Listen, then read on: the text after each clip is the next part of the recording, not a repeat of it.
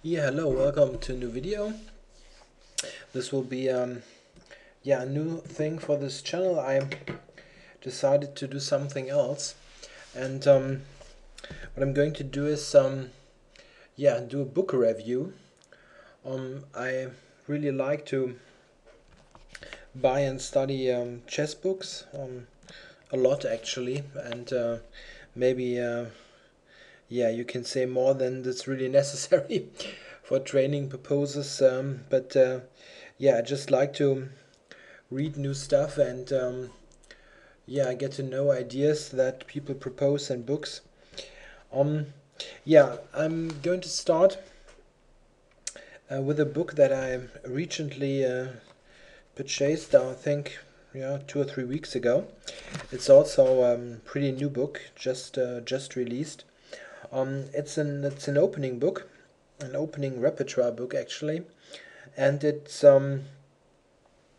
doesn't focus on one specific opening, but actually has the goal to present a complete repertoire for both white and black. So it's basically a complete guide to your whole opening spectrum with both colors.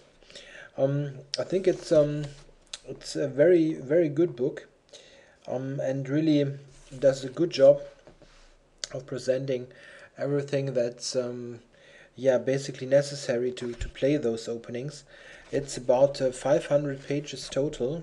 I didn't do a count, but it's around 500 pages, and it's called the Kaufman Repertoire for Black and White, or White and Black. Got two titles actually. Or for Black and White, it's always black and white. And it's written by Larry Kaufman. The author is Grandmaster Kaufman, so the Kaufman Repertoire refers to the author's name. A few words about the author, maybe, because he's most probably not so well known. He's an international grandmaster, and he's got the title a couple of years ago by becoming the world champion for senior players above 60. If you win the World Senior Championship, you get the Grandmaster title in one go, so it's not a matter of getting norms and rating and so on, just win the tourney and get the title. But it's a well-deserved title, because the World Senior Championships is really a tough tournament. If you look at this, there's a ton of Grandmasters and International Masters. Granted, they're not you don't have your dynamic 15-year-olds, but it's a wealth of experience and really strong chess knowledge throughout, so well-deserved title for the author here. So he's in his early 60s, as you can guess by this title he won, and he's got a huge experience also in computer chess. He's worked a couple of years for the Ripka team, developing one of the strongest chess engines, and working on, I think, its opening book and also evaluation functions. So he's got a background not only in chess but also in IT. He's a programmer as well, and so he relies heavily in this book on computer analysis. You can at least be sure that every line has been checked with engines, so you can be assured that there are no or there shouldn't be, of course I cannot check everything, there shouldn't be any gross tactical mistakes or anything in there. Once in a while you need to get used to somewhat computerish evaluations in the book. Sometimes there are statements like, okay, white's a half pawn ahead or something, and okay, white is somewhat better would be my translation to human language, but he somehow is very much in this computer terms. So okay, but it's no big deal. I think what I'd like to do is to go quickly through the recommendations, so that you can see what kind of lines he proposes.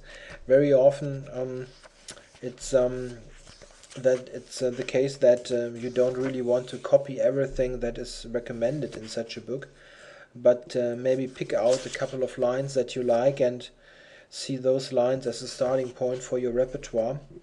That's also the reason why I got this book. Maybe the target audience is it's more, it's not really my level of play, let's say, but there are a couple of lines in there that I'd like to study or try to learn in the future, and it's a very good reference for starting out to play those lines. Okay, let's go quickly through his recommendations. I think I start with the white side. It's a lot to go through, and with white he proposes 1d4, and of course this invites me to make some quick comparisons to my own quick repertoire that I did in a couple of videos. If you haven't watched these yet, if you play d4 or are interested in playing d4, I made 15 videos for the white side of d4, so check those out. I think they're a good starting point for working out your repertoire. Okay, let's start with d5. Of course he goes for the Queen's Gambit. He gives I'll browse through the book and just quote what's in there basically. First of all, he goes through some rare lines in the Queen's Gambit, like Chigorin defense or second bishop. Chigorin is knight c6, or bishop f5, or the Albins.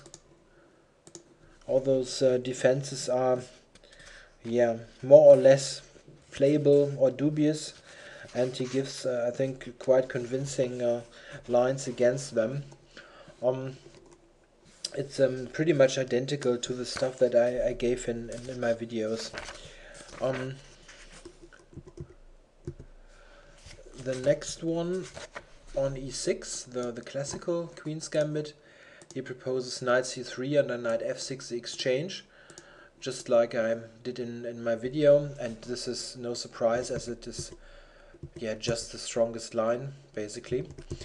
On bishop e7 he also wants to exchange and play bishop f4. This is also identical to my recommendation, but no surprise, it's I think the most testing and thus a logical choice. He gives what else can black play? On the Tarrasch here he gives of course not e5. He gives unsurprisingly the main line, and then he proposes this variation, which is rare but getting popular. It's a very poisonous line for black. I recently played this in the German Club Cup and scored a quick win with white, as black really didn't know how to respond, and I got an overwhelming position quickly. The Tarrasch is not so critical for white, but of course it's played rather often, at least on an amateur level. On the Slav c6, he has got he's got two lines actually. He on the one hand he's got the main line here with knight c3, so he allows taking here and then a4. On bishop f5, knight e5. I think this is the most critical line as well. I gave this in my videos as also. There are a couple of interesting proposals though, lines that I didn't know, and where he also suggests a couple of improvements on existing theory. Of course, heavily checked with computer analysis. On a6 here, he gives he gives a4, e6, g3, which is interesting. I didn't have this in my videos, but it's a tricky line, so a good choice I think. On e6, Semislav, he gives bishop g5, which is of course a heavy body of theory, because it allows the Botvinnik variation here, which is very complicated. He gives a good outline of the main lines. It's considered a bit dubious for black anyway, but for these really super sharp lines, I think the coverage in the book is of course limited due to size restrictions. So if you allow this as white, I think you need to maybe do a little bit more studying than this book, at least if you face strong opposition. On h6 here, he mainly proposes the solid line here, which has been played with success by Magnus Carlsen recently. He thinks white gets a small edge. Yeah, maybe he does. It's not easy to get this edge, but this is a decent choice, as bishop h4. This anti-Moscow gambit is really completely unclear and very tough to cover in such a book. He also gives an early alternative here in the Slav, queen c2, which I think is a good idea. He calls this the lazy man's answer to the Slav, which is yeah, fitting, because it's a pretty good line, which still preserves some chances for an advantage for white, but is really playable with very few variations you have to learn. Mostly it goes this way, and then white fianchettos the bishop, and later tries to play for e2, e4 after thorough preparation. This is a good line. I always had this as some sort of reserve line, because I always thought, okay, you can always play this and you don't need to know so much about it, and still get a playable position where you can try for a bit of an advantage. So I think this is all in all a good choice here in the Queen's Gambit.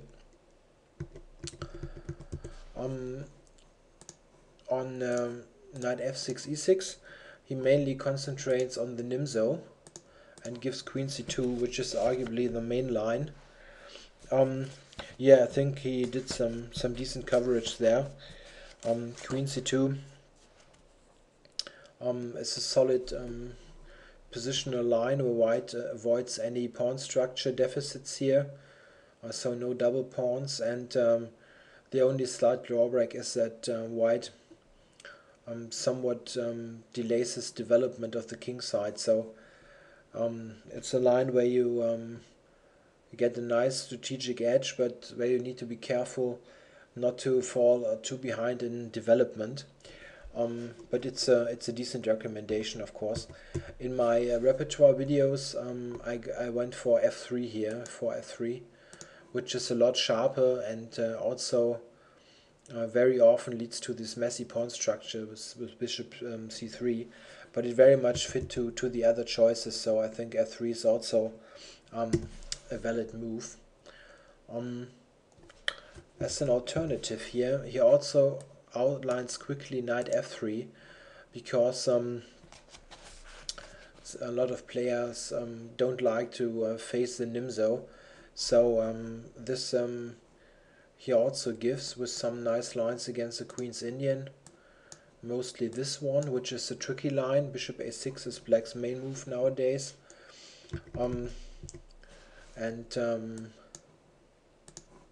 Here he shows briefly bishop f4, which is also a nice try for an advantage. He's got some move order ideas here. Castles, I think he plays rook c1, which is directed against the knight bd7 line. Oops, the knight bd7 line, which recently got very popular. So he's really on top of yeah, current theory here. I think all in all these suggestions are very valid and playable. What else is there? On the Benko, which this is interesting. I think in my repertoire videos I proposed a b6 here to return the pawn. He recommends something entirely different. It's got ba6, accepting the pawn, and oops, bishop g7, g3. So he goes for the classical main line, and here h3 is the main move, or rook e1, and here he proposes a brand new move, a4, and claims that white can play for an advantage. The idea is to quickly establish this outpost square on b5, to try to stop black's play on the queen side. I didn't check this yet, I have to admit. I only saw that he recommends it. It's really new. I never saw this move before. So, but this is also interesting. You can, if you can dig out moves that haven't been played a lot and study it in this book, or maybe add some own ideas and analysis, then this can be a really strong weapon. It's always a good idea to get new ideas and play this in your games to surprise the opponent. I just saw that I completely skipped one queen's gambit line. Sorry. The accepted. There he gives two lines. e4, as I did this in my videos as well, as the most testing, and as an alternative he proposes, I think in this move order,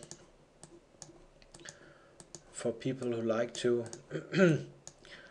do risk-free pressing, this dc5 line, which is arguably a bit timid, but it's not quite clear if black is really 100% equal here.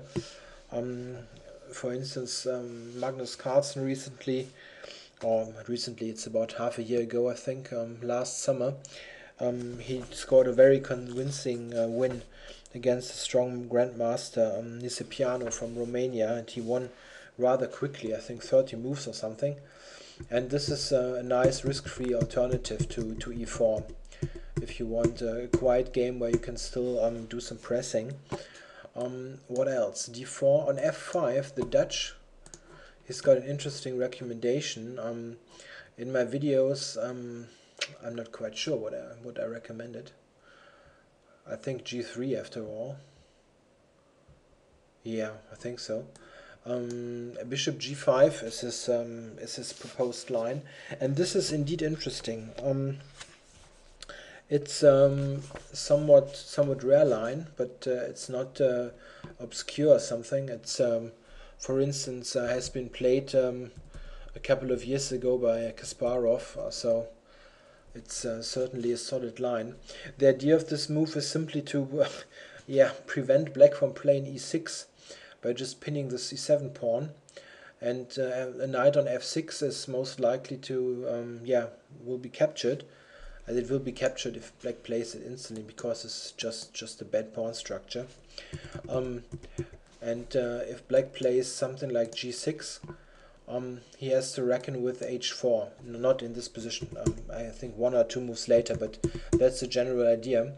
A very nice feature of this line is that it leads to somewhat unusual positions. If black, for instance, heads for this Leningrad setup with knight f6, g6 and so on, okay, this is over now. Black cannot get into this. He will have to face a completely different setup. On d6 and on g6 he wants to play e4, which is also identical to my video. I also recommended this, and he goes for bishop e3 lines here. I think I didn't recommend something specifically here, but it's just a matter of taste. Just pick one line, study it, and most likely you'll have chances to play for some advantage against the Pirk or Modern.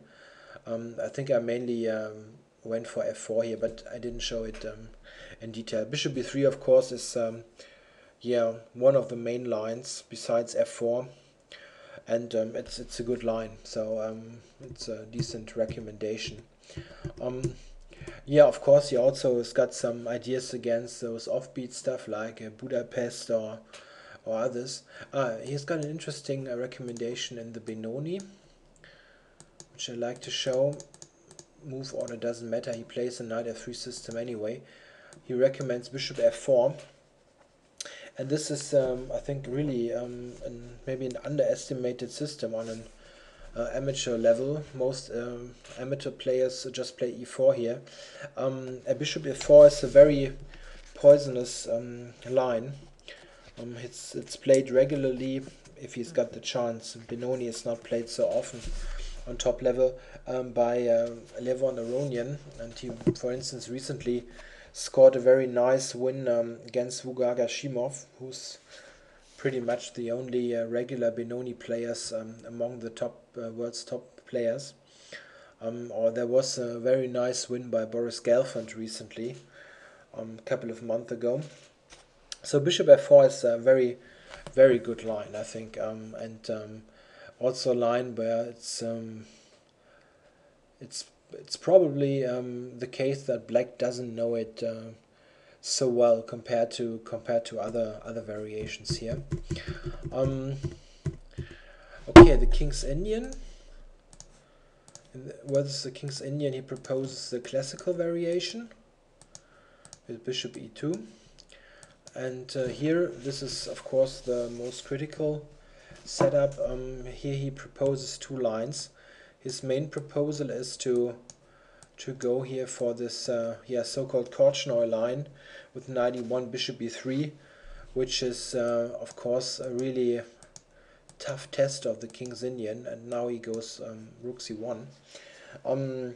He's very, very optimistic about white chances here, and yeah, he's at one point he even calls it sort of refutation of the classical King's Indian with knight c6, which is probably not too far off. It's looking really grim for black from a theoretical point of view, but if you have played this kind of lines from the white side, you know that you get mated. You get mated anyway, even if you get a nice position and everything's fine. Black will have counterplay, a lot of counterplay. He will most likely lose material on the queen side and so on, but still he will have cheating chances, let's say. So this is really a good recommendation from a theoretical point of view, but it's very wise that he has got a backup line included, and this is bishop e3 here, which is also maybe an underestimated line, and this leads to positions where white aims for a very slight advantage, but it's quite comfortable to play. The theoretical antidote is supposed to be rook e8, where he just exchanges and plays h3 if I'm not wrong. This is indeed a line which looks very equal at first sight, but is somewhat dangerous for black. So it's a good idea to study this line. On bishop knight g4, bishop g5 also might be slightly better for white. It's not a try for refutation as the other line with knight e1, bishop e3, the Korchnoi setup, but to try to get a decent position with slight advantage and not so much risk involved. So here you've got two nice alternatives. Of course, he also gives lines against the other tries, knight bd7, knight a6, and so on, but these are not so critical from a theoretical point of view. White should always be able to try for a somewhat slight advantage there, and he basically relies on the main lines, so these are good also, so a very, very fine choice. Yeah, now the Grunfeld, which is important, of course, as it is very popular and also interesting to look at here, because the Grunfeld is part of his black recommendation. So at this point the white and black side overlap a bit. And funny enough, he goes for the Russian system with queen b3, which I also had recommended. This is, I think, mostly a coincidence. Yeah, and oops, of course not, e4. And he's pretty clear in his statement that the only line that he thinks that gives black equality or close to equality is the a6 line, the Hungarian variation with the quick b5. He thinks all other lines like bishop g4, knight c6, white can try for some advantage. Yeah, I didn't look at all specific single lines, but I think there's yeah, there's a grain of truth in there. A6 is by far the most popular move among top players. I think there are almost no. I think there's no player that regularly goes for other moves than a6. Peter Swidler, for instance, the world's leading expert on the Grunfeld, I think he always plays a6, at least in recent games that I can remember. At the end of this a6 line, this is identical in the white and black part of the repertoire. There he states that he thinks that white has a slight advantage, but black has counter chances. I think this is a fair assessment. So it's a playable position for both sides. After all, you will have this issue all the time, unless you play something totally offbeat on one side, like 1b4 or something. Then you're pretty sure that no one will ever play b4 against you. But if you play mainline opening, you'll have this kind of overlap of white and black all the time. Yeah, all in all, I think very decent recommendations. They're yeah, pretty solid. There are no super aggressive sharp lines that maybe will get refuted or something. They are all true, tested and good, and still offer some chances for an advantage. I think white players who play 1d4 or are interested in playing 1d4 will have some nice study material here. It's really yeah, recommended. He also did a small chapter, not a lot, I think about 20 pages or 15 pages, on knight f3, which is not he didn't do this in detail. He just says that lots of the lines that he recommends also can arise from knight f3. This is true, of course. d5, d4, you'll get Queen's Gambit lines that he also covers, or knight f3, knight f6, black can always go for King's Indian and so on. So he gives a little bit of information about the pros and cons if white would like to play knight f3, and use this as a transpositional tool to lines that are covered in the book. I think this is a nice bonus there. I myself, I nearly always play knight f3, so yeah, this is was of some value for me as well. Okay, this is the white side. I hope I didn't forgot some major opening where you might like to know what he's recommending, but I think I got it all. Okay, now about the black side. I'll also reverse the board here. With black, yeah, he gives out a motto for his choices, and it's called Magnus Carlsen's defenses. So he says basically he goes for the lines that Carlsen plays, which is funny because yeah, Carlsen he plays almost any opening. But okay, maybe the ones he chose are his main choices. This is maybe true. Yeah, let's start with 1d4. And there he recommends the Grunfeld. He also gives recommendations, of course, for sidelines like, I don't know, the London or anything. And I think they are decent lines. Not risky ones where you can try to get a bit of play against the oftentimes somewhat dull setups. Yeah, in the Grunfeld, of course, yeah, the main line, is the exchange here. In the bishop c4 line, which is arguably the main line of the whole opening, he gives different options here. Queen c7, also e6. It was pretty new to me that this move even existed. And also briefly b6, which has been the main choice recently of top players. Yeah, it's very likely that this variation will come up often, so it's nice to have 2 or 3 alternatives. In general, the Grunfeld is a rather, yeah, theory-heavy opening. You need to know really some specific lines. So if you only have this book, you should really yeah, maybe consider what kind of opposition you're facing. If you think that your opponents are really good theoretically, maybe it's an idea to get some more detailed coverage, maybe. But it's really what he did in the in the, yeah, amount of space that he had is very good. On knight f3 here, rook b1, which is also a dangerous line. He gives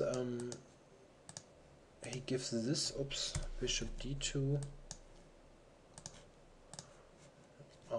takes, and now b6, which differs from other recommendations that have been made in yeah, the standard work on the Grunfeld now from Boris Avrush last year, the Israeli grandmaster. He did a more than 1,000 page work on the Grunfeld, two books.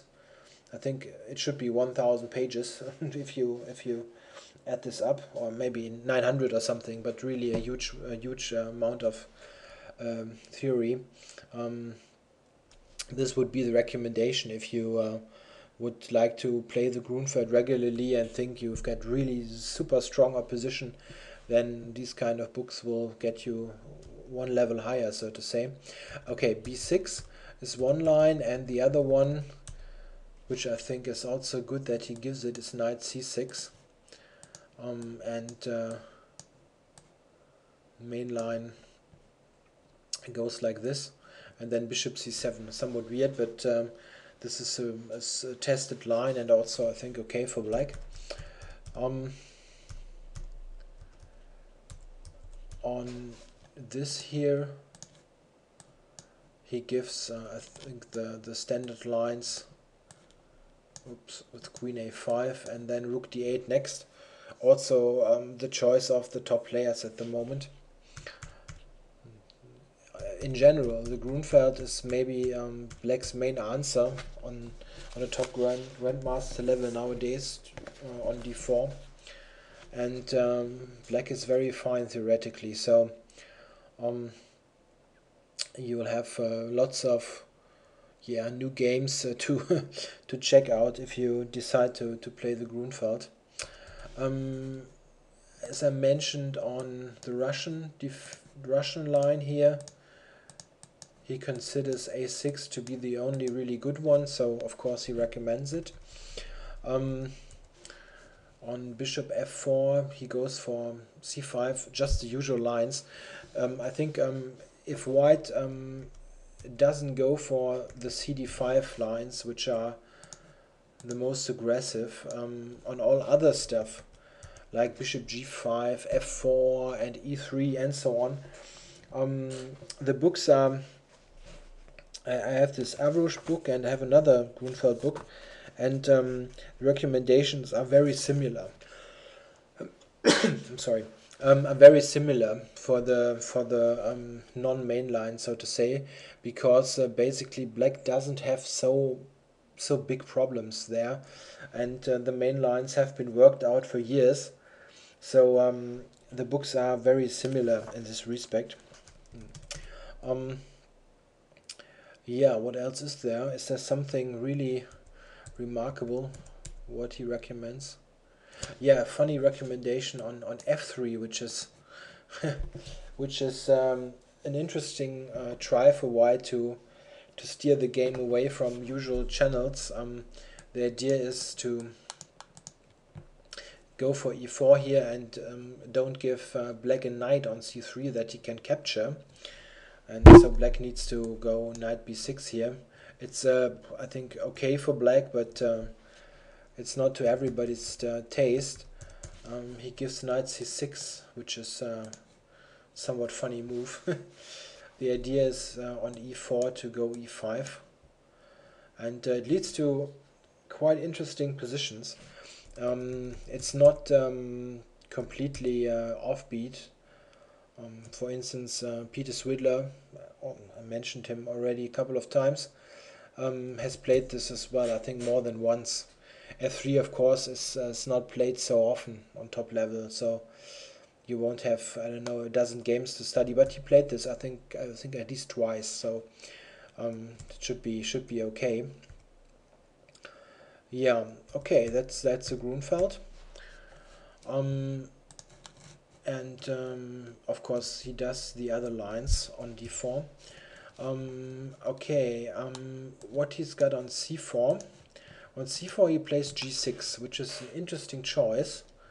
But it's very decent choice. He argues that on knight c3, black will go c5 and head for symmetrical English, where white has already forfeited the most aggressive options with an early d4. This is very true. It's a good line, which is also, funny enough, has been a favorite of Bobby Fischer's. Fischer very often answered c4 with g6. He was also a Grunfeld player. And on knight c3, of course, c5. Of course, if white goes d4, knight f6, we're back on the way to the Grunfeld. On knight f3, he goes knight f6 and goes for d5 later. This also could come up after knight f3, knight f6, c4, g6, of course. On e4, which could be a strong argument against this move, he's he came up with a really interesting line, e5. This has been played a couple of times recently, also by top players. The idea is, if white goes knight f3, you go bishop g7, and this kind of position here is very interesting. The idea is that black doesn't play d6, but goes for c6 and d5 in one move here, so not d6, d5, as it is done often in the King's Indian, but d5 in one move. This is a very interesting line, where white even needs to be careful not to be worse. If he plays correctly, he can, I don't know, maybe it's equal, but certainly nothing where white can play for an advantage. So the critical test here is d4, and there he goes knight f6, which leads to really wild tactical play. Takes, and bishop b4 to come. Yeah, very interesting line. I never really knew that this existed. Interesting try, and almost certainly a surprise for the opponent. So all these move order stuff here is covered. One thing which I found interesting personally is that here he recommends this line, which I also didn't knew. Yeah, I knew that it existed, but and this is really an interesting, very solid option. Black goes for knight, queen d7, bishop h3 to exchange the bishop, and then develop bishop knight h6, f5 later. You don't want to play h5 or something. You cannot mate white here. But this is an interesting try. I didn't know that this is really so fine for black. Yeah, so this way he's got c4 nicely covered. On knight f3, of course, he goes this way and then transposes into the anti-Grunfeld here. He covers white's moves here, queen a4 and so on, and gives decent lines. Black is usually okay in the anti-Grunfeld. He needs to know his stuff. It's a dangerous line, but it's nicely covered here. He also gives an offbeat alternative here, which I found funny, b6. I didn't know this at all. The idea is to play this way and now go for the double fianchetto here.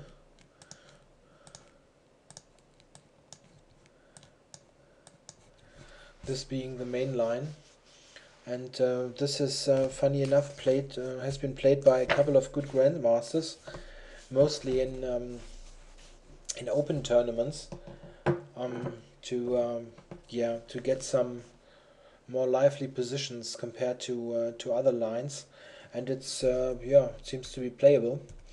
But this is just a short recommendation or idea here for black.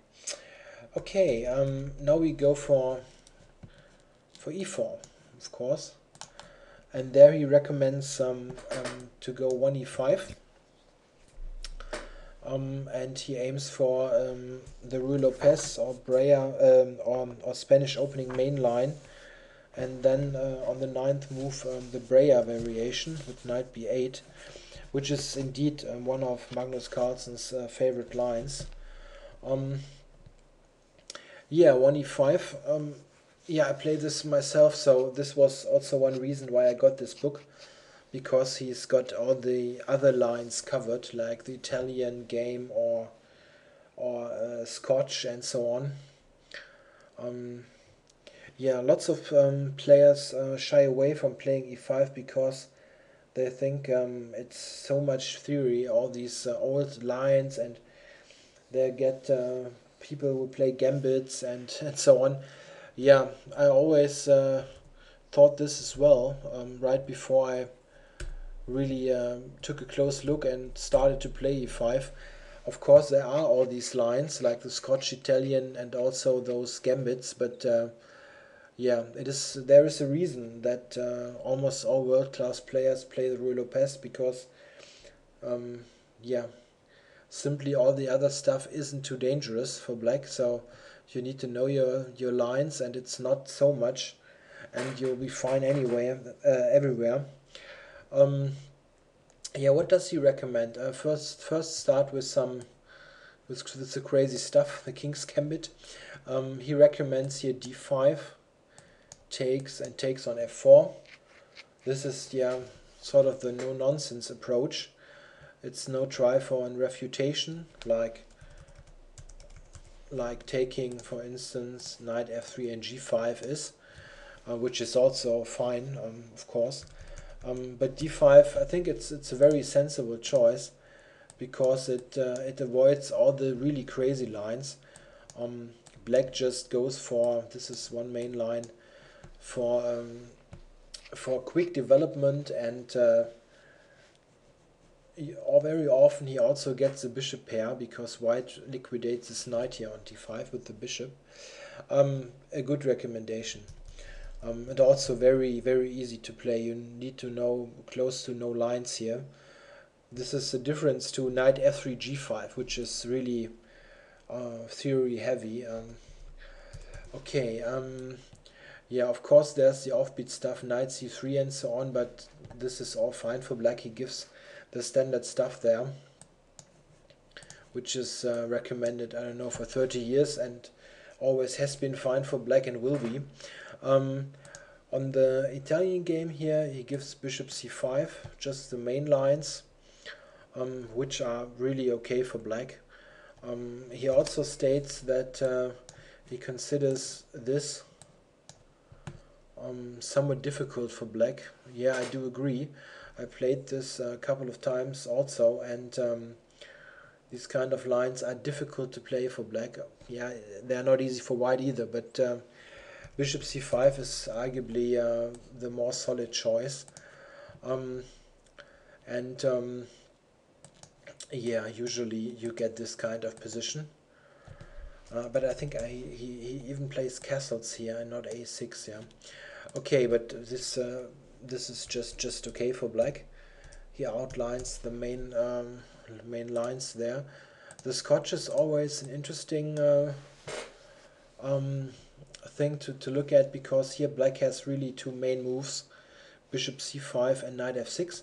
Bishop c5 has been the main line for a couple of years, but is now somewhat out of fashion because of this here, and he also gives this as a reason why he doesn't recommend bishop c5. So he goes for knight f6, and here in the main line he goes knight b6, which is an interesting choice, because bishop a6 lately received more coverage and was maybe believed to be the better move. But okay, this has been played by Kramnik also, and he also introduced on knight c3, which was thought to be the most dangerous, he introduced the new idea bishop b7 and quick castling, and this indeed looked very nice for black. So a good, interesting recommendation. What else does he have? An interesting thing here in the four knights with bishop b5, he goes for bishop c5, which surprised me, because this move didn't have such a good reputation because of those kind of lines. Then d4. I always thought that white would be just better here, but there have been a couple of improvements for black, so this is interesting. It's also a lot less to learn compared to knight d4 or bishop b4. Okay, let's go to the Rui, the main line. He goes a6, of course, on the way to the Breyer. On the exchange, he recommends this line,